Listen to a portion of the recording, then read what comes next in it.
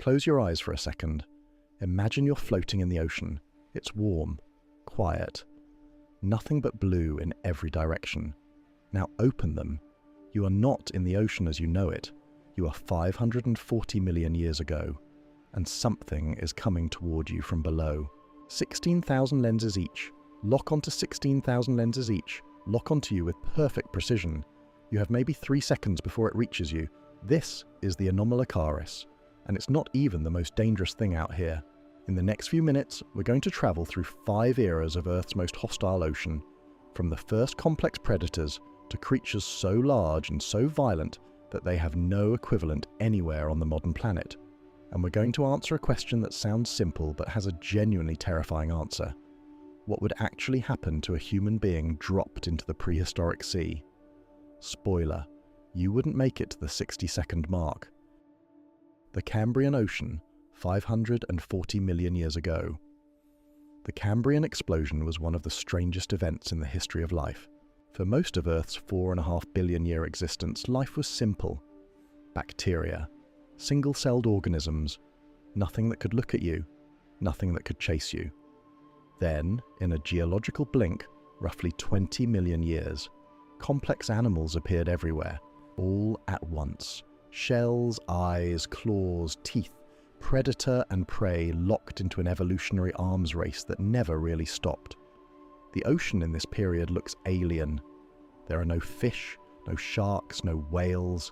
The seafloor is covered in bizarre creatures, soft, segmented, nothing like anything alive today. But moving through the water above, ruling everything beneath it, is the undisputed apex predator of this era, the Anomalocaris. By Cambrian standards, it was enormous, up to 1 meter long in the largest specimens, at a time when most animals were measured in millimeters. It had a circular, tooth-lined mouth capable of crushing the shells of trilobites, the most abundant prey of the era. Scientists once believed its mouth couldn't fully close. They were wrong. High-speed biomechanical analysis showed it could generate enough force to crack heavily armored shell with ease. Its eyes are perhaps the most remarkable feature. Compound eyes like an insect, but on a far grander scale. 16,000 individual lenses in each eye, giving it near panoramic vision in 3 dimensions. For its era, this was the most sophisticated visual system on the planet. Nothing else could see the way the Anomalocaris could. If you dropped a human being into the Cambrian Ocean, the Anomalocaris wouldn't even be your first problem. Breathing would be. The atmosphere contained significantly less oxygen, and the ocean chemistry was different enough to cause immediate physiological distress. But assume, for the sake of argument, that you could somehow survive those conditions. Within minutes, you would be the largest animal in an ocean that had never, in 500 million years, seen anything remotely like you, and the Anomalocaris would investigate. It wasn't just one. Fossil sites from the Burgess Shale in British Columbia, some of the most extraordinary rock formations ever discovered, show that these animals existed in numbers large enough to leave entire communities preserved in stone. You wouldn't encounter one, you'd encounter a hunting ground. Here's where it gets strange. The Cambrian Ocean, for all its violence, was also oddly serene. Reefs made not of coral, but of archaeocyaths, strange vase-shaped filter feeders, lined the shallow seas. The water was warm, relatively clear in the open zones, and shallow compared to today. The horizon, in every direction, was unfamiliar. The continents were arranged completely differently. No recognizable coastline anywhere. Just open ocean, in a world that shares your chemistry but nothing else. The Ordovician and Silurian, 450 million years ago. The Cambrian gave way to the Ordovician, and the ocean grew larger, deeper, and far more competitive. By 450 million years ago, the seas had become the most biodiverse environment Earth had ever produced. More layered, more complex, more ruthless than anything before it. And into this world came 2 things that would make the Anomalocaris look, by comparison, like something you could step over. The first, the orthocone nautiloids. Picture a nautilus, the spiral-shelled cephalopod still alive today, a living fossil if ever there was one.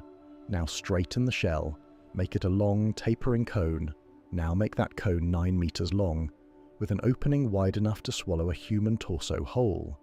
The largest known species, Camaracaras, may have been the longest active predator of its era.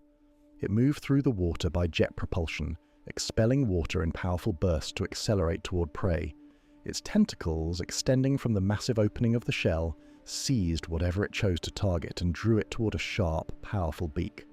There was nothing in the Ordovician Ocean equipped to fight back, but it wasn't alone. The sea scorpions, Eurypterids, were animals that look, even in fossil reconstruction, like something designed specifically to cause fear. Related to modern horseshoe crabs, they walked the sea floor and swam through open water with equal ease. The largest known species, Echolopterus renanii, reached 2.5 meters in length, taller than most adult humans standing upright. They had compound eyes, heavy chitinous armor, and claws capable of gripping and crushing prey. Fossil trackways suggest they moved with surprising agility across the sea floor. Some species may have been capable of leaving the ocean briefly, emerging onto land that, at this point, was entirely lifeless. No trees, no animals, just bare rock, under a sky with a sun that looked identical to the one you know. Drop a human into the Ordovician Ocean, and you are entering a world with no point of reference for the things living inside it.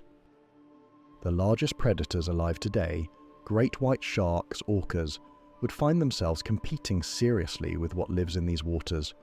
You would not compete, you would simply be prey.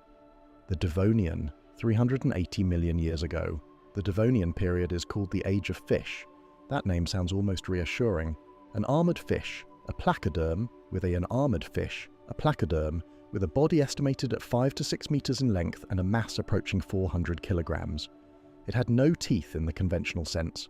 Its jaws were made of interlocking bone plates that functioned like self-sharpening blades. Each time it bit down, the plates ground against each other, maintaining a razor edge that never needed to grow back. But the truly staggering thing about Dunkleosteus wasn't its size or its blades, it was the mechanics of its bite. Researchers ran full biomechanical analyses on the skull structure of Dunkleosteus. The results were difficult to believe. The animal could open its jaws in approximately 1/50th of a second, generating a suction force powerful enough to pull water and prey directly into its mouth before the prey's nervous system could register the movement. The closing force was estimated at around 80,000 newtons, among the strongest bite forces ever calculated for any animal at any point in Earth's history. For comparison, a great white shark generates roughly 18,000 newtons. Dunkleosteus generated more than 4 times that figure in an animal that lived 350 million years before the first shark reached its modern form. There's something else worth knowing. Fossil evidence suggests Dunkleosteus was a high-speed pursuit predator, capable of sudden acceleration in short bursts, and the waters of the Devonian coastal seas, where this animal hunted, were warm, murky with sediment, and filled with prey that had no experience of anything like it. You would not see it coming. You would not have time to register what was happening. The attack, when it came, would be over before your body could form a reaction. Here's the part nobody talks about. Dunkleosteus wouldn't be hunting you specifically. It didn't recognize you as prey in any learned sense. You would simply be unfamiliar, large enough to be worth investigating, and slow enough to be worth pursuing. In a world ruled by 80,000 newtons of closing force, that investigation ends one way. We're now past 300 million years of prehistoric ocean. You haven't survived any of it, but here's the thing. Every predator we've discussed so far was operating in relatively shallow coastal seas. The deeper water, the open ocean, the later eras of Earth's history. That's the part that keeps marine paleontologists awake. Because what evolved in those waters makes everything we've covered so far look like a preview. The Triassic and Jurassic, 250 million years ago. The Permian extinction, the largest mass extinction in the history of complex life, wiped out 96% of all marine species in what geologists estimate was a period of less than 60,000 years. The ocean was nearly emptied. Nearly. Life came back. And when it did, it came back as something entirely different. The fish and invertebrates that had dominated the ancient seas gave way to a new kind of ocean predator, the marine reptile. Animals that had once lived on land, developed limbs and lungs for terrestrial life, then returned to the sea. and in returning grew into something the ocean had never produced before. The Triassic seas introduced the ichthyosaurs, dolphin-shaped reptiles that occupied ecological roles similar to modern cetaceans, but at scales that dwarf anything alive today. The largest known ichthyosaur, Shastosaurus sicaniensis, reached an estimated 21 meters in length, longer than a standard city bus, longer than any known whale species at its maximum recorded size. And yet Shastosaurus was likely a gentle predator by the standards of its era. Fossil evidence suggests it fed on soft-bodied prey.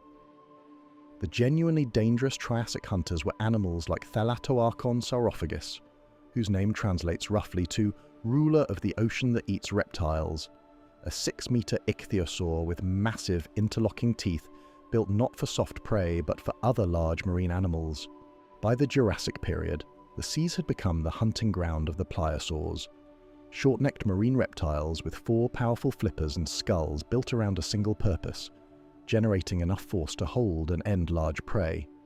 Liopleurodon, documented in fossil sites across Europe, reached 6 to 7 meters based on verified skeletal material, with a skull approaching 1.5 meters in length. Its teeth were the size of your forearm. The bite force, while not fully calculated, was certainly comparable to the largest crocodilians of any era. Drop a human into the Jurassic Ocean and you are, objectively, the most poorly equipped animal in the water. No armor, no speed, no natural weapons. In a marine environment with multiple apex predators, warm water temperatures that accelerate metabolic activity, and prey animals that have spent hundreds of millions of years evolving to avoid being eaten, you are the least adapted thing present. The Cretaceous. 100 million years ago, the Cretaceous Ocean was the most violent marine environment Earth has ever produced. By 100 million years ago, sea levels were the highest in all of recorded geological history, up to 250 meters above where they sit today. Continental land masses were partially flooded. The interior of what is now North America was covered by a shallow sea stretching from the Gulf of Mexico to the Arctic Circle, known as the Western Interior Seaway. And this sea was full in a way the word doesn't quite capture. Mosasaurus hoffmanii was not a fish. It was not a shark. It was a lizard, a member of the same broad group that includes modern monitor lizards and snakes, that had returned to the ocean and, over millions of years, had become the apex predator of the Cretaceous Sea. The largest known specimens reached 17 meters in length. Its body was muscular and heavy, propelled by a long, flattened tail. Its jaws contained 2 rows of teeth, one on the outer jaw, one on the inner palate, a double grip from which nothing escaped. Tylosaurus proroger, slightly smaller at 12 to 15 meters, was documented hunting in the same waters. Fossil records from the Cretaceous of Kansas contain Tylosaurus specimens with identifiable prey still in their stomach regions, large fish, smaller mosasaurs, and at least one species of large flightless seabird. It ate other predators for convenience, but the animal that should concern you most wasn't a reptile. Xiphactinus audax was a bony fish, not a mosasaur, reaching up to 6 meters in length, with a jaw that hinged open at an angle wide enough to engulf prey nearly half its own body size in a single motion of death. The prey was swallowed so of death. The prey was swallowed so quickly and completely that it remained essentially undamaged. The hunt had taken seconds. The Xiphactinus died shortly after, possibly because its prey thrashed internally and ruptured something vital. Even the predators here killed each other by accident. And then there was Kronosaurus queenslandicus. An Australian pliosaur, Kronosaurus reached 9 to 10 meters in length, with a skull 2.5 meters long, proportionally one of the largest skulls of any predator in Earth's history. Its teeth were not bladed.